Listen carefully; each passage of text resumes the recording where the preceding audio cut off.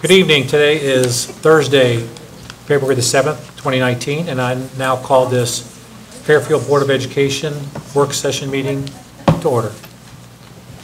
Mrs. Lane, will you call the roll, please? Mr. Begley. Here. Mr. Birding. Present. Mr. Hare. Present. Mrs. O'Neill. Here. Mrs. Shorter. Here. Mrs. Shorter, will you lead us in the pledge, please? My pleasure.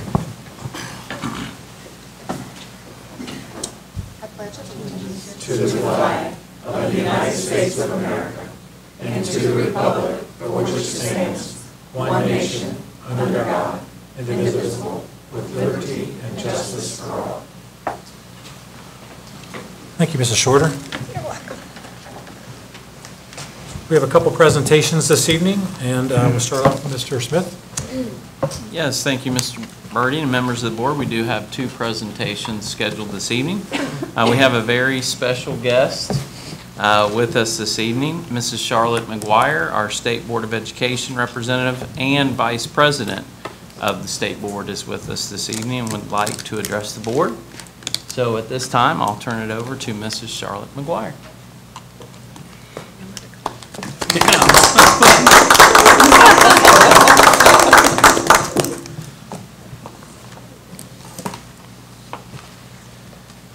To members of the board and Superintendent Smith, it's an honor to be here. I bring you greetings from the State Board of Education and from the State Superintendent of Public Instruction, Paulo Di Maria, and of course from me. I love coming to this district. I think we're at a crossroad in education reform where either we're going to do it or we aren't. And one of the things I notice when I go to districts across the state, the first thing I want to know is, or experience, is a welcoming atmosphere. And I always experience that when I come here. You can talk about culture and climate, but what is the heart of a district? Because the heart of a district is exemplified by its leaders, those leaders who are true to the call on their lives, the call to raise up future leaders, not only for Fairfield, Ohio, but for the state, across this nation, and around the world. We have adopted at the state a 5-year strategic plan. Many of you probably have seen it on the website and may have a hard copy, but it's one child, our future. Every district has a role to play in that strategic plan. Our guiding principle, one that I'm very proud of, is that we will no longer be compliance-oriented, top-down, but we want to support and empower you in your work to raise up future leaders of Ohio. We have 3 guiding principles: equity, caring adults, starting with parents, and you all do a good job in engaging parents, or shall I say trying to engage parents, but also quality schools. We also want to be sure, if you look at our infographic on this, right in the center is the whole child. And then those principles surround that whole child. And we have 4 what we call learning domains. And I see that every time I come to this district. I see that you're focused on what we call foundational knowledge, well-rounded content, what they call 21st century skills, leadership and reasoning skills. And of course, the greatest priority right now, because families are broken and children are hurting, social emotional learning. We can look at the cognitive intelligence of a child, but now we got to combine that with the emotional intelligence of a child, that you get the whole child engaged in learning. One of the things I can say about Fairfield City Schools, even cultivating partnerships make a difference, because you cannot do it all, so don't try. But you need partners that help make a difference, even engaging the behavioral health community and the hospital to help meet what I call needs of children, to be sure they're prepared to learn. We have a growing population in Ohio of those that are homeless. We have a great military population. Of course, we have subgroups. But one thing I like, when I looked at your vision statement, the first core value, and I believe this, that's why I'm willing to partner with you, you believe every child can learn. And that's so important, because if you don't believe it, guess what? You will not work toward that. So I want to salute you. I was excited about coming to hear Superintendent Smith give the state of the district. I know it's a good report. Not your report card, but a good report. And I do believe that if you look at our 5-year plan, we will be looking at the report card. Doesn't make sense for parents. You all can figure it out. But does it make sense for parents and everyone in our community? We're looking at doing more with the business community around career tech and things of that nature, recognizing that every child should be prepared to pursue their heartfelt course of action.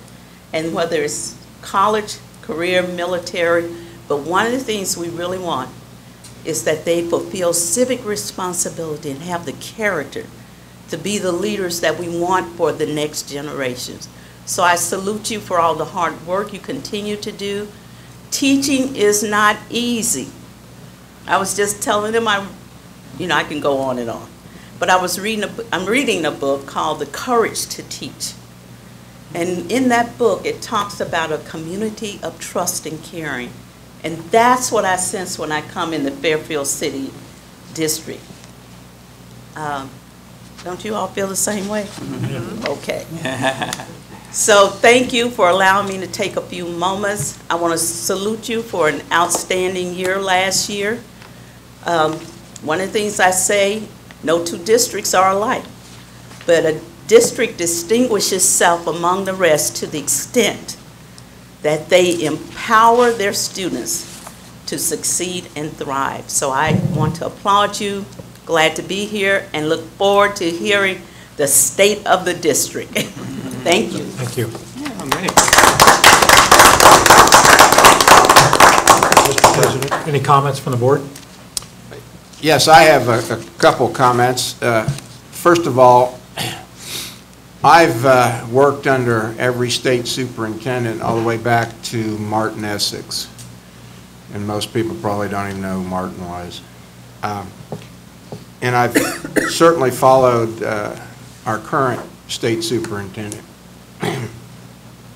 If you want systemic change and progress, you need sustained leadership.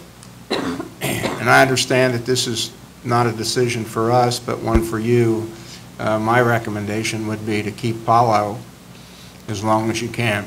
And I know sometimes when forces change in the legislature and the governorship, so do the superintendents these days. But, looking at what he presented about looking at children holistically, if that's part of the mission, you need to keep the keeper of the mission. And I think he's done an excellent job. The second thing, and we've talked about this before, and that is building protective factors and developmental assets in your community.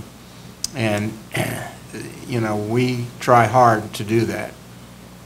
Because if it takes a village to raise children, we want to design the village so that we have the right pieces in place. So we in Fairfield are very fortunate to have the assistance that we have from our community. The end. Any other comments? I'd like to just say thank you.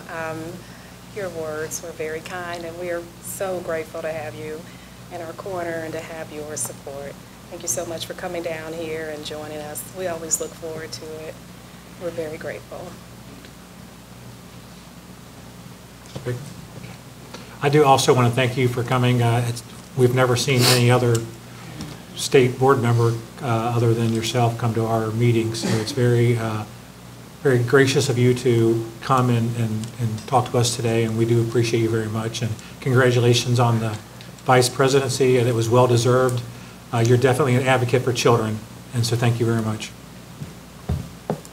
Mr. Smith?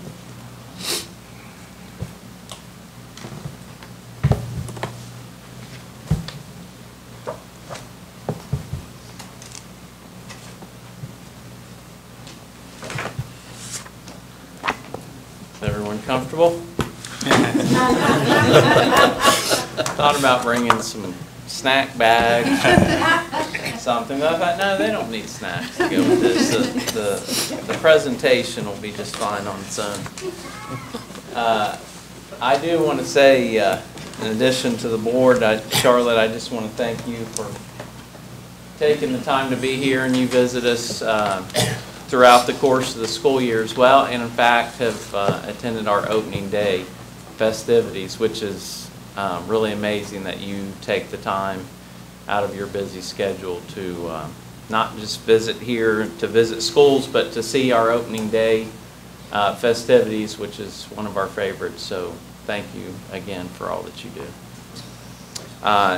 Charlotte touched on several things that I'll touch on this evening. And she mentioned a few key words that just really got my attention. And she mentioned each child.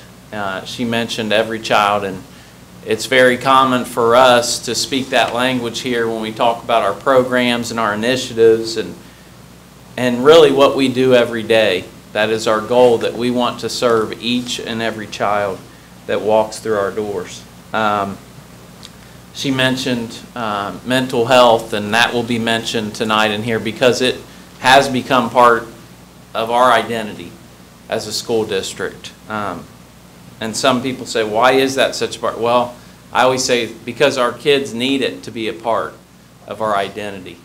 And we're proud of the work that we've done. And the last comment that she said we say often to our employees, we acknowledge that teaching is not easy. It's difficult, it's stressful, it's demanding and overwhelming, and we're very thankful for all of our employees and the commitment that they give to our kids. So I wasn't planning on sharing that part, so we might be a little 2 minutes over this evening, but I couldn't resist. Charlotte hit some key points there that I wanted to touch on. Tonight I am honored and proud to have the opportunity to provide our State of the District presentation. You will hear me talk a lot about many of the great things that have been achieved since the start of the current school year, but you'll also hear me talk about some areas in which there is room for improvement. All things considered, I believe that the state of our district is strong, and I'm very excited to share with you the supporting evidence as to why I believe the state of our district is strong. We have a new clicker tonight. I'll do my best not to cause it to go awry. First topic is student achievement. An action step that we identified at the beginning of the year. Student scores in both reading and math from our MAP assessments would be examined after each administration to ensure that our students are on track for expected growth. You do have a handout, a MAP student growth summary report. Before I get into that data, I would like to make just a few points about MAP testing in general, or those assessments. And we use those assessments for grades K through 8. Every student in each grade is assessed. In grades 9 through 12, there are only a small group of students that take the MAP assessment. So as a result, we will be focusing on reading and math MAP data for grades K through 8. And reading, as you can see by looking at the data, almost half of our grade levels met the projected growth target that was established after the assessments taken in the fall. Unfortunately, that means that just over half of our grade levels did not meet that target. In math, our kindergartners were the only grade level in grades K through 8 to meet the projected growth as a grade level, which means that grade levels 1 through 8 did not make that projected growth target. I reflected. I know that in years past I've actually gone back and looked at MAP data, several years prior to me becoming superintendent. I know last year I usually go back and look at the previous few years. And this data, we really haven't seen a trend like this in recent history. Usually our norm is to have 1 or 2 grade levels that do not meet that projected growth. And so we are able to focus in on those 1 or 2 grade levels, and we see the data is telling us a little bit different story this year. This data is very fresh. We just received it late last week. After receiving the data from Mrs. Wildo last Friday, even just a few hours later, she and I have already had one follow-up conversation about the data. Mr. Martin and I had some discussions on Friday as well. So the question is, where do we go from here? Lanny shared that she and her team, along with administrators, will be breaking down the data by school and teachers so that we can identify those strengths and weaknesses.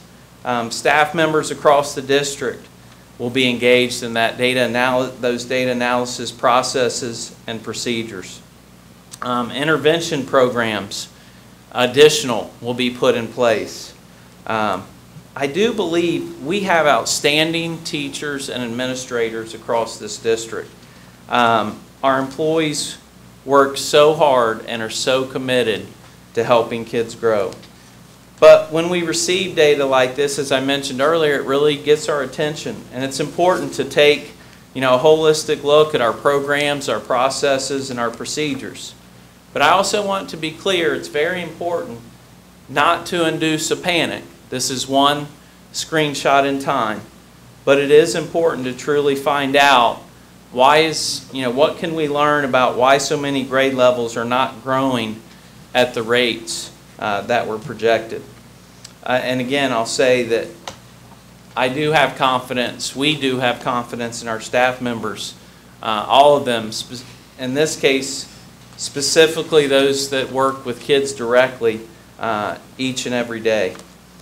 So again, we'll be taking a look at a big picture approach at programming, policies, procedures, etc., to try to identify areas where it may be necessary to do things differently or more strategically. Continuing along with some other data, our next action step referred to pre- and post-assessment scores from SLOs. That is how we assess students in grades 9 through 12. Pre-tests were administered in the fall, and post-tests will be administered in the spring. So as a result, there are no conclusions to make. We typically do that at the end of the year after those post-assessments have been administered. I want to talk about building visits under student achievement. One of the action steps was for me to conduct data analysis meetings with each principal 2 times during the course of the school year. These meetings were truly invaluable. Our schedules are, principals are extremely busy. There's always so much going on, but taking that time to have those meetings, have those sit-down conversations with building principals was a great experience. We took the time to look at each building's report card during those meetings. We talked about strengths and weaknesses. We talked about, where are your strengths in this particular grade, and how can you utilize that strength? How can you utilize that teacher to impact other teachers, to help other teachers grow, or just to talk about strategies? And hey, I noticed that your data is a little bit better than mine, and is there something that you are doing differently this year? Just to initiate those conversations. We talked about how we can be strategic about earning better results on our report card. And it was very common for those conversations to identify some small things that could be done just a little bit differently that the principals thought could make an impact on the report card for their individual buildings. And Charlotte did mention the report card this evening, and I often said this, and I stand by this statement because I'm talking tonight, just a few minutes in, you've heard me talk about report cards and map data. One of the most important things I've shared is that we are not defined as a district by our rating on the report card. But the second part is just as important. I talk a lot about balance and seeing both sides, and I believe that we can continue to put the needs of our students first while making some progress on our state report card. I truly believe that it's not one or the other, that, you know, doing what's best for kids and putting kids first is always going to be our priority. You know, sometimes you hear people talk about, well, you can't do that if you're going to commit. If you want to get better on your report card, you're going to do things, you're going to play the testing game, and you're going to try to figure out how you can do that, and it's going to be at the expense of kids, and that is not what we are about here, and that hasn't changed. Like I said, I think we can do both, and I feel confident about that. One thing I will say, and we have seen some stability, and it's great that you're here to hear this, Charlotte, and I know through our many conversations you're on the same page. I would love for the rules of the game to not be changed for a while, so that we could we can make those strategic plans and strategies and see how they pan out, and then and then get a second crack at it, and so on, and keep working and keep tweaking, versus, in the past it was very common to, you create these strategic plans and designs, and then something changes, and you're like, oh, we were close. We were making some progress there. We were starting to see some things, and then it changes. So, again, if the target is stable, I'm confident we will see positive changes as a result of the hard work of our students and our staff. Those first set of meetings with principals took place back in the fall, and the second round will be in the spring. And even having those conversations back in the fall, one of the things we talked about with principals, because those conversations were based on that state report card, and we were meeting in the fall, and one of the things we talked about was the fact that we have to wait a full year. We're going to have to wait till the fall of 19. Not that we don't have other data like map data and other variety of assessments, but to compare that state report card and 1 year to the next, you have to wait for that 1 year. So we'll be concluding those visits in the spring, and it is my intention to continue those next year as well. Next, we have opportunities for students. Explore, develop, and implement ways to increase advanced academic opportunities to underrepresented populations of students. A few examples I'd like to share with you. Creekside and Crossroads has initiated the Hope Squad. And I'll get into more detail about the Hope Squad a little bit later. But part of the process for that program is selecting student representatives for the squad. And members of the squad are nominated by other students, which resulted in a diverse student representative group, which is always a goal. Next, and I think you've heard this at some point during the year, Compass Elementary has started a second grade after-school STEM club. This is a free opportunity that is open to all second graders. Over 40 students have signed up for the club, and the student population that signed up for the club is also very diverse. As you know, AXO is now offered as an elective course at our high school, in addition to being an after-school club, and I know that everyone remembers their presentation. It's one it's very popular with all that have had the opportunity to see them. To our knowledge, our high school is the first school to create a course within the school day based on the principles of AXO.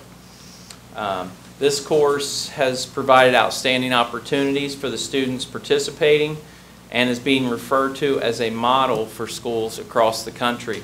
And I'll touch on that a little bit later on this evening too, about some of our visitors that we've had to the high school, and specifically to the visited with our students in that course. Our middle schools are actually exploring the possibility of a middle school offering, and we're very proud of the fact that we are a leader in this area, and so proud of all of the accomplishments of the students that are involved. TBT, BLT, and DLT processes. Those processes will be utilized to analyze student data and make decisions about instructional practices. So across the district, our staff members have continued to utilize teacher-based team process, that's your TBT. Building leadership team process, that's your BLT, and then the DLT, the district leadership team. So TBT meetings have occurred regularly and have been for quite some time, but have occurred regularly since the start of the school year. TBTs, those groups of teachers who teach the same content, they may be designed by grade level or content taught. They analyze student performance, they look for trends, they look for problem areas, strengths, etc. That's again one of those venues where it's a great opportunity for teachers to share with their peers. I tried this and I had tremendous success with it. Or I tried this and this didn't work very well and I'm going to try something different type thing. Those kinds of conversations really are invaluable for our teachers. Each building has held BLT meetings where they, again, utilize data. A total of 35 BLT meetings have been held across the district this school year. There have been 3 DLT meetings since the beginning of the year. Those meetings include teachers and administrators. And again, at those meetings where you have representation from every building, that's really a big picture look at district data. And then you also have small groups that really basically individual small groups from each building get together and they take a look at their data and have some conversation around that. In the end, all of these meetings are really about how we can better meet the needs of our students. That's what those meetings are about. All right, our next big topic is safe, secure, and positive environment. And we're going to be talking about 4 different areas under that category: security, professional development, training, communication, and positive environment. Our first action step was to revise and update school safety plans and provide staff with the necessary training in regard to the plans. So this action step actually falls under both those first 2 categories. School safety plans in each of our buildings have been updated and are considered compliant by the Department of Ohio Homeland Security. And that is quite the process. To achieve that, Mr. Madden is here this evening, and I know it's can be pretty overwhelming. He's got to get signatures, and you got to have individual maps for buildings, and it takes a lot of time to get that done. And he does a great job working with our principals to ensure that we're in compliant. And it's very common, on a side note, for the state to send out these emails that say your building is not compliant well in advance of the deadline, and I don't think he enjoys me forwarding those to him, because I'm always like, hey, is this good? Or, I mean, we're on track, right? Yes, you don't need to send me those emails. We're on track, I promise. In addition, those plans have been submitted electronically to our local fire and police departments. Administrative PD has been scheduled in May, and all staff will be provided with a new emergency procedures guide by the end of this school year. Another action step, and we've talked about this, updating our front entrances in each school building to ensure that guests and visitors are not able to easily access other parts of the building once they enter. The targeted completion date for those projects is March 30th. That's what we decided at the beginning of the year. Each front entrance will have at least 2 checkpoints prior to a guest visitor having access to a learning environment. A hallway, typically, that's what they're going to have access to after leaving the office. Some of our front entrances have already been redesigned. The anticipated completion to have all of those designed to have met that goal is March 1. So that will be done just in a matter of weeks if everything goes as planned. Another action step, and again, I know the board has heard about vulnerability assessments. We talked about establishing a team, conducting those assessments in each of our secondary buildings. The goal for that was June 30th. That team has been established, was established.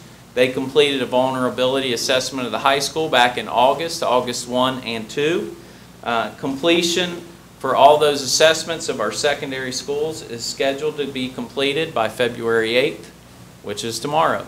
And so that our final ones are scheduled for tomorrow, and that will be complete. And again, you've heard about this one as well. We've talked a lot about safety and security over the course of the last year or so. Providing some classrooms across the district with an all hazards bucket. The long-term goal is to provide each classroom in the district with that resource. As of right now, 100 of those buckets and supplies have been ordered. They will be delivered to classrooms by February 20th. So again, I think I talked about that at some point in time. We wouldn't be able to do all of that at once, so we were going to do it in chunks. So we're getting ready to send out our first 100 here very soon. And then also, if there are funds left over at the end of the year in the safety security budget, some of those funds will go toward purchasing those additional buckets and supplies. All right. Professional development and training.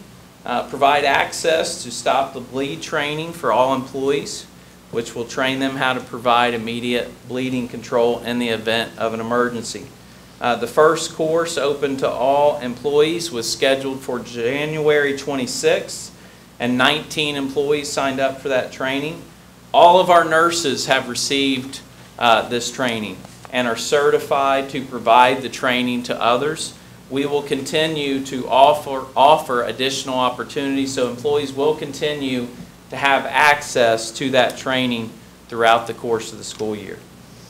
Another one, provide trauma-informed care professional development opportunities for elementary professional staff members in the school district. All of our elementary schools have completed that training. Both of our middle schools completed the training in November, and by the end of the school year, all of our schools will have completed the training.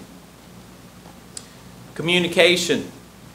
Facilitate quarterly meetings with St. Joseph Orphanage, school guidance counselors, and community liaisons to evaluate mental health referrals, potential obstacles and barriers for students that are not receiving the mental health services that they need. You may not recall St. Joseph Orphanage. That is one of our partners that we are able to provide some mental health services. We partner with them to provide those mental health services for some of our students. So those quarterly meetings were scheduled October, January, March, and May, and they do include administrators, folks from St. Joe's, our guidance counselors, and our community liaisons. Having all of those groups represented in one room is those groups of individuals are doing a lot of the heavy lifting when it comes to mental health needs for our kids in this community. So to get them together our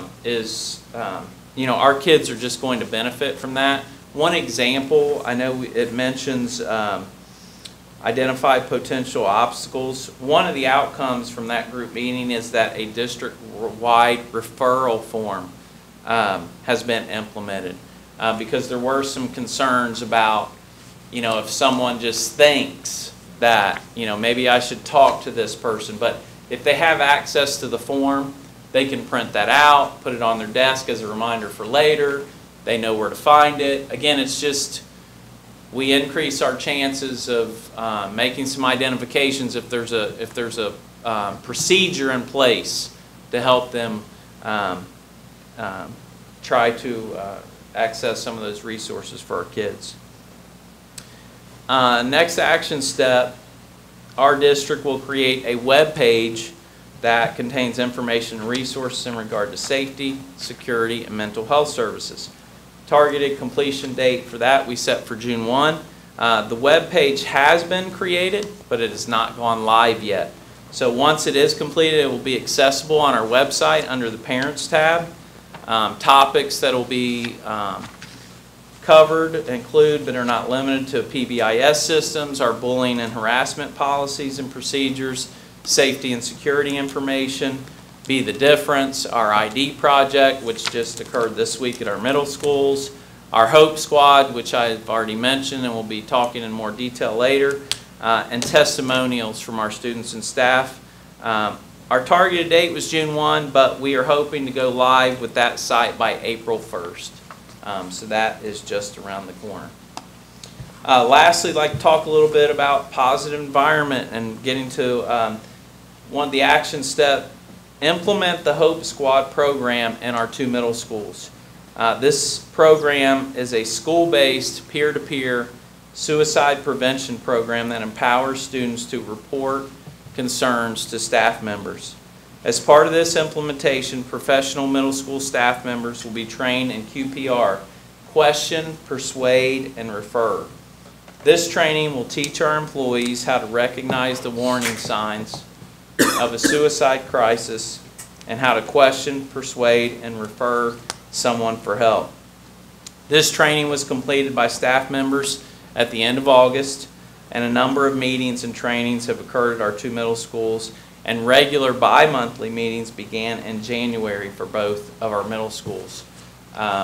Also of note, the Hope Squad will be in place at the freshman school at the start of the 1920 school year, and will be in place at the high school at the start of the 2021 school year. And we're so thankful to have a program like that in place for our students. And so as these middle schoolers advance, that program will follow them. And then by the time our middle school students graduate, we will have it in each of our secondary buildings.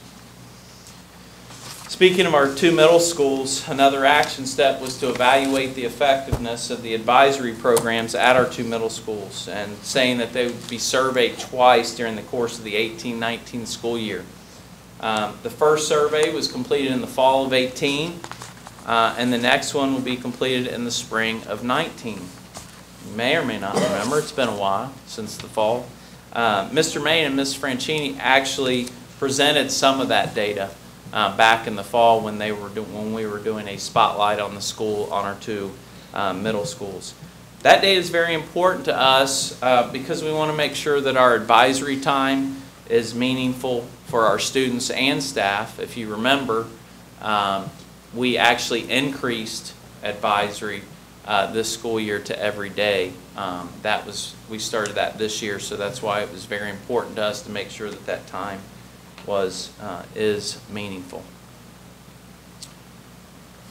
Next, I'd like to talk about community engagement. There you see that word partnerships that Charlotte mentioned. I'm going to stop for a water break. This would be the time if I would have brought snack bags. I would encourage you to have a snack. So we talked about our district acknowledging and celebrating our strong partnerships by hosting Mercy Health and Community Appreciation Night at 2 of our football games. At these events, the district would recognize Mercy Health and our city and township leaders for their partnership with our school district. You can see some of the pictures up there. Both these events did happen during the football season. They were very appreciative of the evening. Even though it was really cold and rainy for our city and our township leaders, we're going to try and move that one up maybe earlier in the season next year. So, I mean, we might still have to deal with some rain, but it won't be as cold. But we do have outstanding partnerships in this district, and we want to make sure we maintain those relationships as well as look to build new ones. But it's really important for our partners to know that we appreciate them. And we also want them to see, I talk all of the time about how special our district is.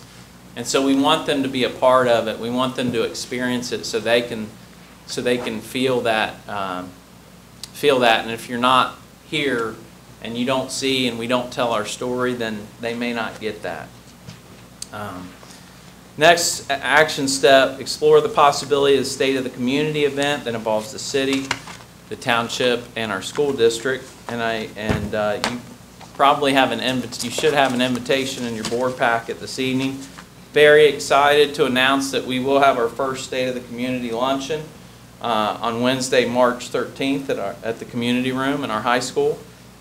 And again, just provide an opportunity for leaders from the 3 organizations to network and and hear about what is going on in our organizations. Again, it's an opportunity to share with our partners about all of the wonderful things that are taking place in our district. Could not be more excited about having that first event and looking forward to continuing it in the future. I'm also a big believer in the fact those three entities really need to work closely to make our community the very best that it can be for our students, our families, and our residents. Community coffee events. One of those action steps is to hold 4 community coffee events during the school year, 2 in the city and 2 in the township. We held our fall events back in November, and our spring events will be held on Monday, March 25th. We'll have one during the day in the city and one during the evening in the township. Well, don't quote me on which is which. I just know one will be in the city, one in the township, one will be during the day, and one during the evening. Communication. Talked about initiating a superintendent's blog during the course of the 18-19 school year. A blog will be written at least 4 times during the course of the school year. I really don't like the term blog. It's really kind of, I'll call them special messages. I'm not sure what else you would want to call them. But we've put out 3 of those. I think 2 of them were specifically for me. A third one didn't have my name on it, but it was I think I made the decision on a late Friday to put something out. There was a need to put something out on the weekend, so I thought it was more important to get the message out than to make sure that it was for me, so we did that. So it didn't have my personal name on it, but I'll talk more about that in a few minutes. So the first one was a welcome back letter with some tips for our parents about communication and the beginning of a new school year, because often, the beginning of a new school year can be stressful for our students and our families. The second message was written after a safety and security event at our high school.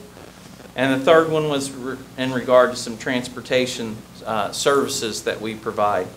After the safety and security situation at the high school, I felt like it was important to share some information with our parents in regard to how we responded in that situation, in addition to some things that we routinely take into consideration when we respond to situations like that. And it's unfortunate that we have to respond to, that we have those kinds of situations, but I think we've all accepted the fact, we have to be prepared for those. So we have procedures and plans in place. We received a lot of positive feedback in regard to that message, even if some people didn't necessarily agree with some of the decisions that we made. In the end, even if people didn't agree with how we handled it or how we communicated, I just wanted to make sure they know that the safety of their child is always our #1 priority. I mean, #1, we will put safety above communicating via social media or making a rapid notification call every single time. We are not going to put the safety of our students and staff at risk so that we can put out a rapid notification call. So that's just, I felt it was really weighing on me. I just wanted to make sure that they understood that. And so that was a pretty lengthy one. And like I said, I think even if people don't always agree with every decision, I think they appreciate some clarification and some communication. What I really like about this action step is just the flexibility, that it's not, you've got to put out X number of communications by this date and by this date, that it's really genuine communication, that when I feel like there's a need, that people need to hear from us about why we did this or why we did that, or any process or procedure, then we do it. And I really like that particular aspect of it. Next, we talked about publishing and distributing a professional newsletter that will educate our community members about practices, events, and accomplishments. And you actually have a copy of that in your folder this evening, I believe. That's another example. I've often talked about telling our own story. That newsletter is an example of us telling our own story. Next, we have service. Partnering with the United Way to organize a book bag supply drive and attempt to serve underrepresented populations of our student body. We did that back in August, and the response was overwhelming. We ran out of book bags and supplies at each of our locations in the city and the township, and many of them ran out in a matter of minutes. That, again, speaks to the need in our community, which is why it's so important. This is also an example of a partnership with United Way and other organizations. That's why it's important for us. Charlotte mentioned, don't try to do everything yourself. We can't. And so that's why it's so important to have those partnerships. But again, in talking about partnerships, it's not always about what can you guys give us. That it's a genuine, true partnership. And I'll talk a little bit about our partnership with Mercy later. It's bigger than we need this and we need that for our kids. It's like, hey, let's get together. Let's talk about some things. Let's talk about how we can better meet the needs of our kids. Let's talk about what can we do to make our community stronger, that type thing. Really excited. We are actually going to expand on this event.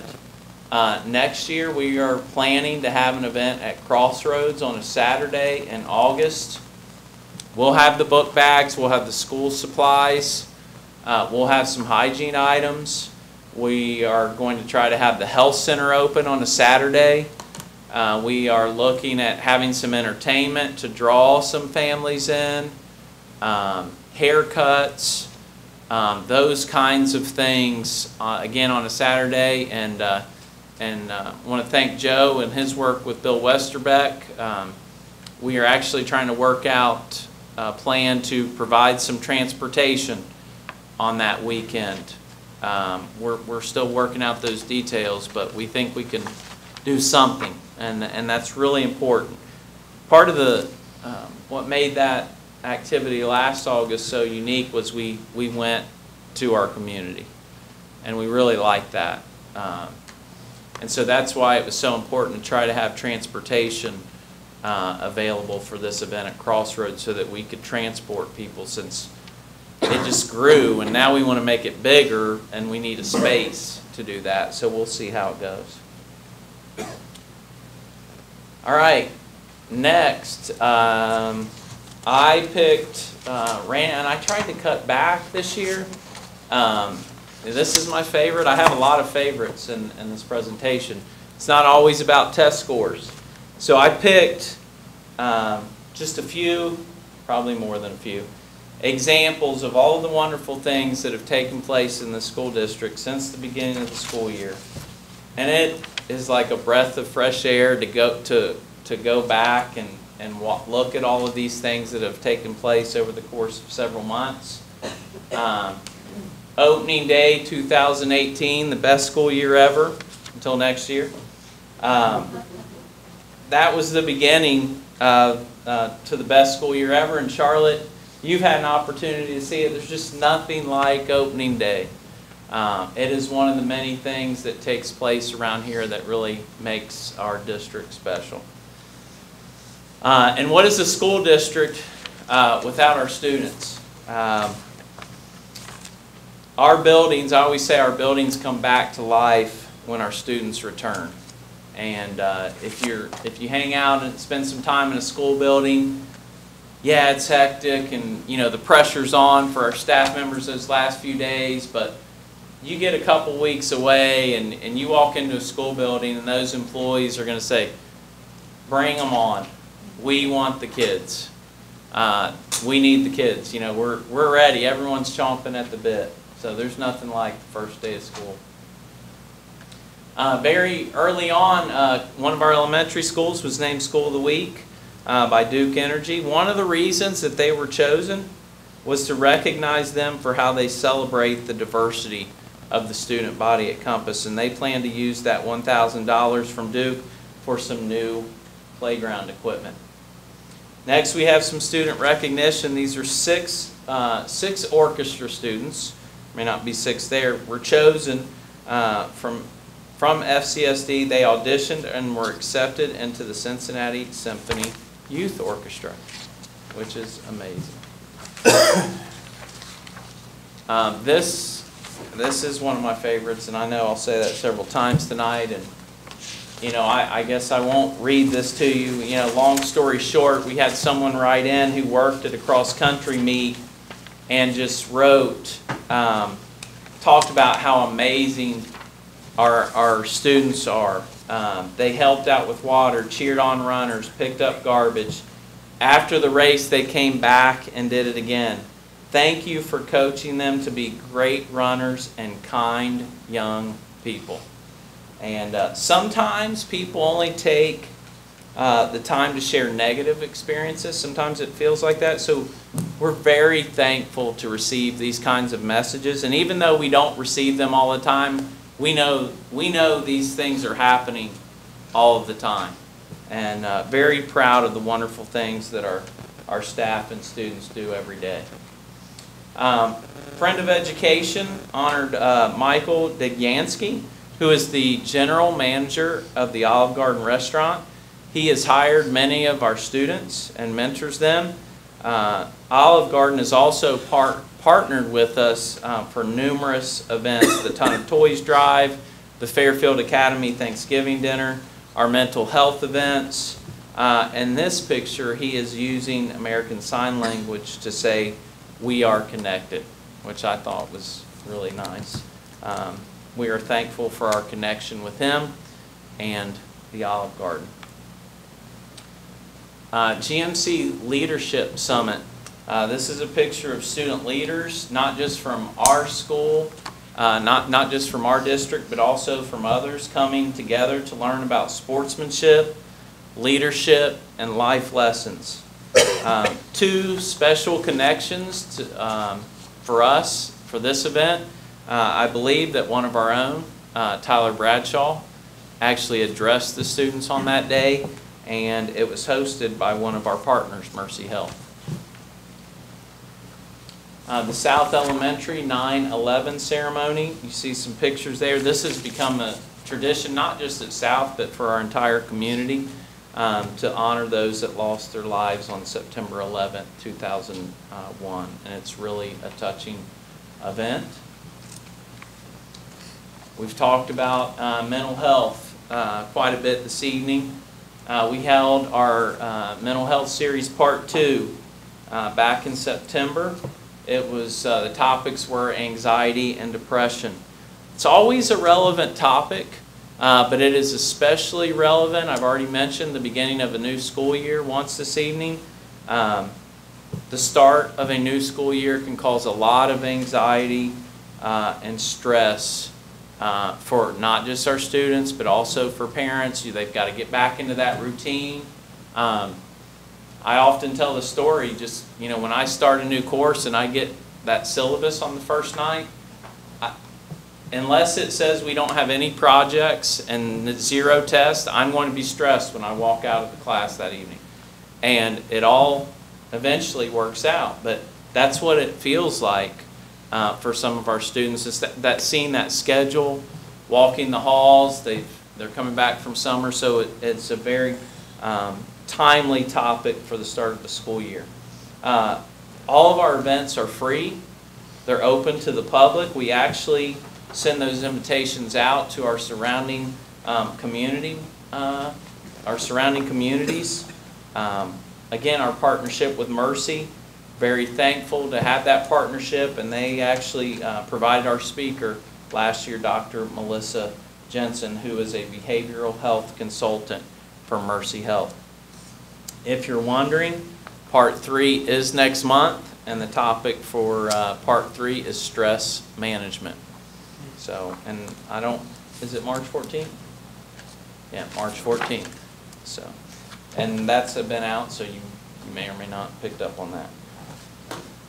Next, we have the release of the quality profile, probably the biggest example of us telling our own story, and I think I put another copy in there for you, and I'll be sharing that at our State of the District event as well, to share that with our city and our township leaders.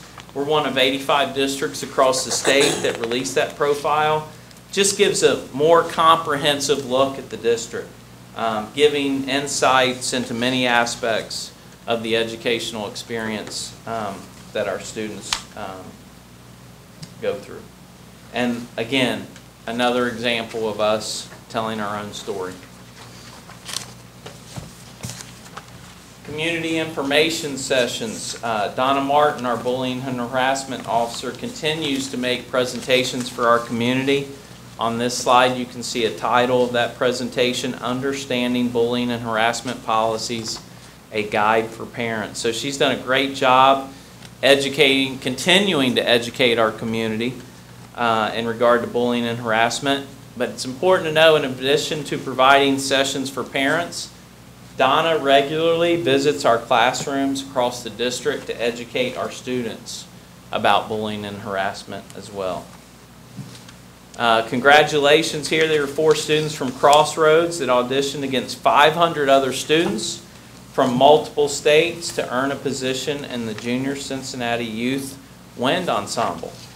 Being a part of that ensemble means they will be rehearsing and performing at the University of Cincinnati College Conservatory of Music, which is an amazing opportunity for middle schoolers. Here you see William Bernard along with Aaron Blankenship, our assistant principal. William was recognized for being a National Merit semifinalist based on his PSAT score. He scored in the top 1% of 1.5 million students that took the 2017 PSAT, which is quite the accomplishment. Here you see always proud accomplishments of all of our students. This is one example. Whenever I see these pictures, it's just amazing the number of students we have involved. When our band competed at Bandorama, they were crowned grand champions. In addition, best percussion, best flag bore, and best spirit. And they continue to make us very proud. And there you see some additional pictures. All right, next talked about, Charlotte talked about Career Tech. Very proud of our partnership with Butler Tech and thankful for the opportunities that our students have as a result of that partnership. Back in September, 3 candidates from our high school were elected officers for the Business Professionals of America. Throughout the course of the year, we receive updates and we attend events in which we get to see all the wonderful opportunities that our students are getting because of our partnership with Butler Tech. And there's more to come on Butler Tech a little bit later this evening. All right, the Gaga Pit at East Elementary. So students at East, well, that really looks like some beautiful weather there. We haven't seen that in a while. They were enjoying their Gaga Pit. So what is Gaga, you may ask? I think we talked about that at one time. Fast-paced, high-energy game played in a pit. It is considered a gentler version of dodgeball, as it is played with a soft foam ball. Players try to hit opponents with a ball below the knees. Especially thankful to Thomas Hooper, Fairfield High School Eagle Scout. He built the pit as part of his Eagle Scout project. And I know we don't just have them at East, we have them at other buildings as well. Here you see Award of Excellence. Julian Diana, junior at our high school, recognized with the Award of Excellence of Future Science and Technology Leaders. Students from across the country who aspire to have careers in science, technology, engineering, and mathematics, otherwise known as STEM fields, are selected for special recognition and ongoing mentorship. and we're proud that Julian, one of our own, was chosen. Next, we have Musicians of the Month. This is a picture of musicians that were recognized by the Tempo Club for being Musicians of the Month. So thankful for what the Tempo Club and our athletic boosters for all that they do for our students and our programs. You can't say enough about the amount of support that our kids get from Tempo and athletic boosters. Our programs would not be what they are without their support and wouldn't be even close. I mean, it's just, if you've ever been a part or you have any idea, it's really impressive what they do for our kids and our programs. Mentioned this earlier this evening. There's some more pictures of our Mercy Health Appreciation Night, and I touched on this a little bit. You know, everyone notices our turf fields at our, football and soccer, but it really, our partnership with Mercy is more than playing services. They provide trainers for our student athletes, they provide speakers for our events, and much more. We actually have formed a committee. We have maybe 6 to 8 people from our district, and they bring 6 to 8 people. We get together. Recently, a subcommittee was formed to identify ways in which we can partner to provide some real-world learning opportunities for our kids. And very excited to see what that holds, what the future holds for that partnership and hopefully some opportunities for our students. Another favorite here, probably a favorite of most people here. There may be 2 people that maybe it wasn't their favorite last year. One of my favorite weekends, sorry, I couldn't resist. Everyone loves a parade, especially when it doesn't rain. But I love the way our community comes out to celebrate our homecoming weekend. And again, it rained for just 30 seconds last year before we started, and then it was all clear. And for the most part, the parade route was pretty uneventful for the most part. But it's always nice to see so many alumni that come back home for the weekend. Truly just a special weekend. I love seeing all the pictures, and just a great night and a great weekend for our kids and our community. Fortisi Bros. They were asked to perform for the Southwest Region Ohio School Board Association Conference. One of the benefits of our kids being so talented is that they are given all kinds of opportunities to perform for others, and this performance certainly didn't disappoint. They were amazing. I always tell people, people contact us, can we get this group, can we get that group? I'm like, you've got to book that way out in advance, you've got to take a number, you've got to get in line because they are in high demand, so they never disappoint. Sharing our message and mission, again referencing, I know there's several examples up there, but Donna Martin, our bullying and harassment officer, she may have been the first guest on the Cincy Lifestyle Show, hosted by Clyde Gray. And again, we talked a lot about safety and security tonight, and we have been for a while, and that's because it's a priority. So we were really excited to have Donna go on the show and speak with Clyde about everything that we do to provide a safe and secure environment. We've, over time, established a very good relationship with folks from the show. I think Gina's on a first-name basis with Clyde, former anchor on Channel 9. But as a result, we've had 3 other occasions in which someone from the district was asked to be a guest. We try to take advantage of those opportunities because that gives us another opportunity to tell our story for not just our community members, but also people all across the tri-state. All right, you remember this back in the fall. We were so excited to recognize Lori Perpingon and Angie Kimball for their life-saving efforts back in May of 2018 at West Elementary. 2 of our bus drivers and the first ever recipients of the Key to the District Award. And they went on also to have their story told on a number of media outlets as well, which was great. Unity Week, Fairfield North and East. They both celebrated Unity Week at East. Students participated in kindness challenges, classroom activities each day of the week. At North, they celebrated by signing a Unity banner and created poems.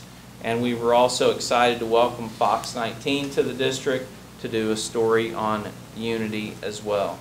Another example, we know a lot about all the great things taking place, but happy to have others educated as well. Board member and engineer visits our journalism class. Our very own board member and engineer, Mrs. Shorter, visited Mr. Brahms and Mrs. Totten's journalism class and was interviewed by the students. The article talked about, Mrs. Shorter talked about the safety and security levy. That was back in the fall. This is the importance of the football team to the school, the district, and community, and also the district's equity work. I know that the students were very excited to have Mrs. Shorter join them, and we are equally excited about the great work that they've done in that course this year. And we hear a lot of positive feedback about that course. I know I've heard a lot about pictures that they've published as well. Doing a great job. These are some of my favorites. Seeing these, our students giving back in particular. What I love about this is this was, you go from summer to fall in a heartbeat here in this area, and this was one of those. I remember seeing this at that moment in time. It was like a cold, windy, rainy fall day, and this cleanup at the high school was sponsored by the Tree Club, and they filled up 8 large trash bags in just 1 hour. And most teenagers, as most of you probably know, they prefer to sleep in on those cold, windy, rainy days, but these students were committed to helping beautify their own campus on that particular day. Facility renovation. Some of the renovation work at our baseball and softball fields. I know our student athletes, our parents, and coaches were very excited when the board approved these upgrades. We anticipate all this work will be completed so that our facilities will be ready to go on opening day this spring.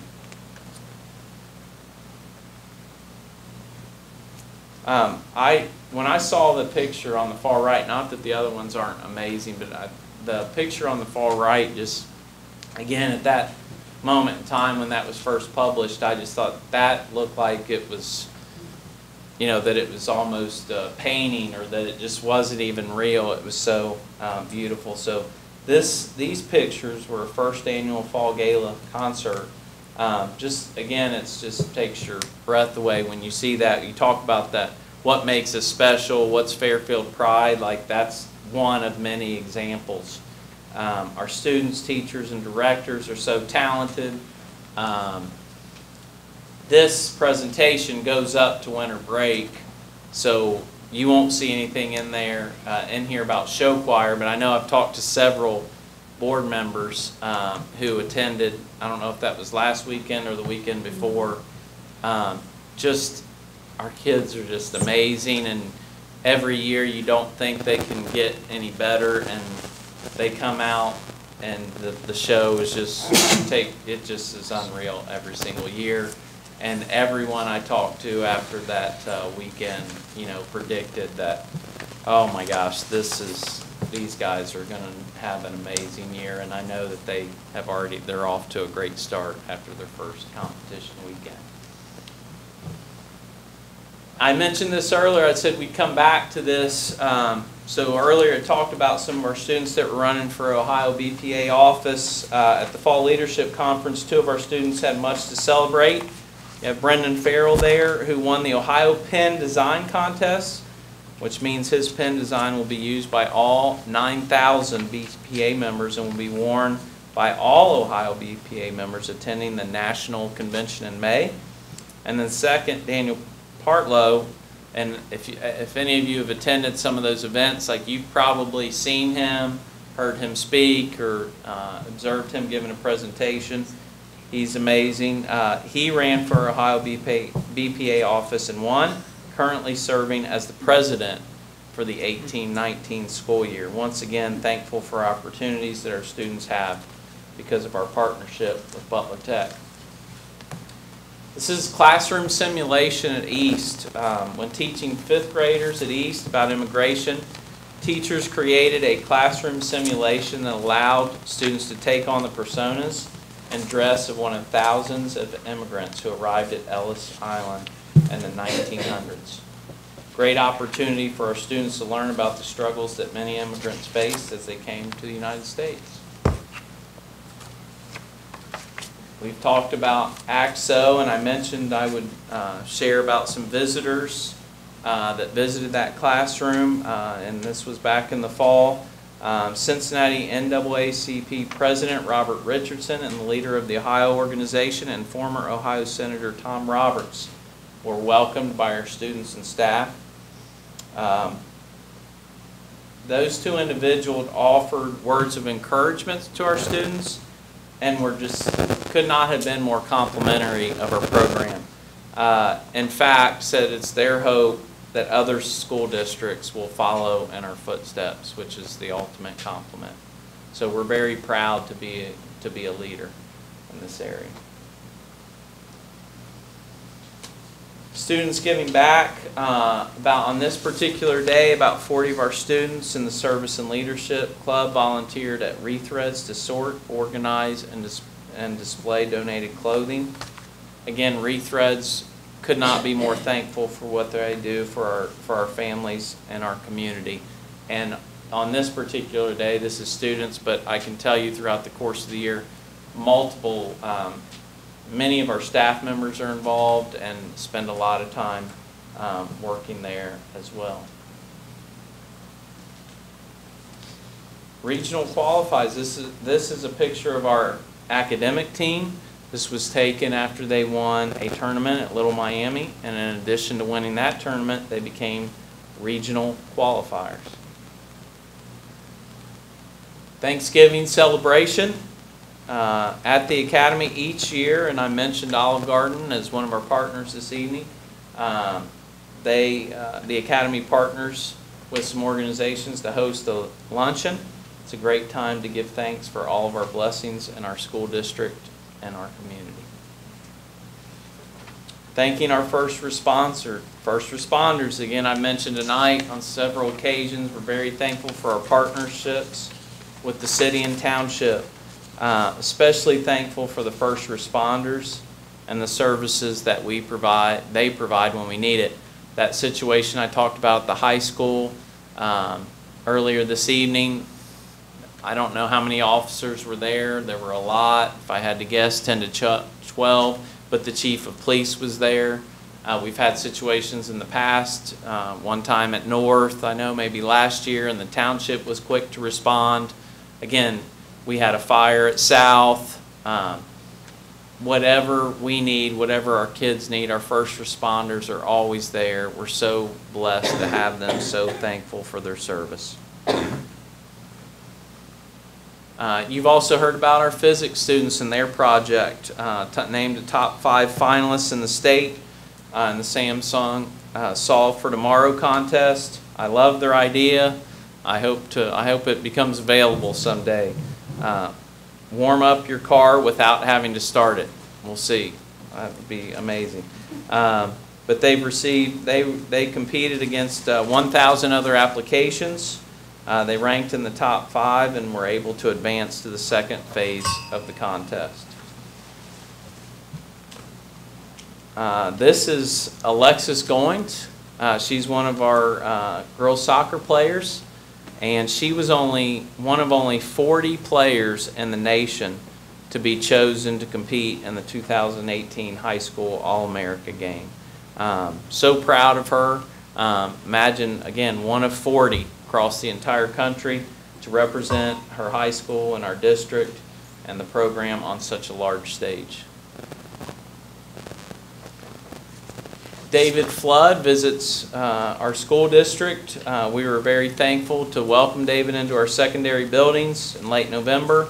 His message was one of inclusion and seeing the best in everyone. Each year we try to bring in at least one speaker to talk to our kids. Had the opportunity to observe several of his observations and heard a lot of positive feedback from students and staff.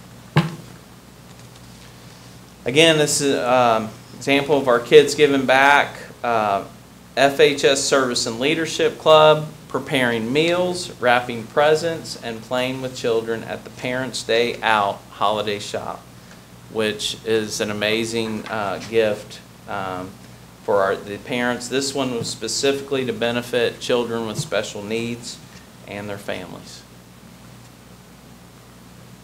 Another example of giving back, FHS Spirit Club. They did a fundraiser. I thought this was really neat for Cincinnati Children's Hospital. Collected new toys and clothes, and all of the proceeds went toward gifts for those that wouldn't be at home for the holidays. Tons of Toys drive.